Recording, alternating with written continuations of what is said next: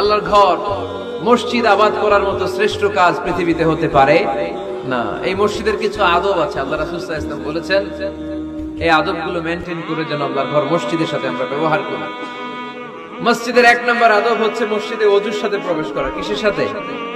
ওযু করে পরিচ্ছন্ন হয়ে মসজিদে প্রবেশ করা। এজন্য অপবিত্র অবস্থায় গোসল ফরজ, এরকম অবস্থায় মসজিদে ঢোকা যাবে? কথা বলেন, ঢোকা যায়? যেই নারীদের মাসিক চলতেছে, মেনস্ট্রুয়েশনাল পিরিয়ড চলতেছে, ওই নারীদের পক্ষে মসজিদে ঢোকা যায় আছে? নাই। তাহলে এটা হলো এক নম্বর আদব। মসজিদে ঢোকার সময় কি করে ঢুকবো? ওযু করে। আওয়াজ করে বলেন, কি করে ঢুকবো? ওযু করে।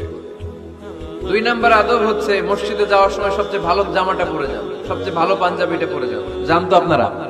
না সবচেয়ে সিরাটা পরে যান? হ্যাঁ, অনেকের নামাজের জন্য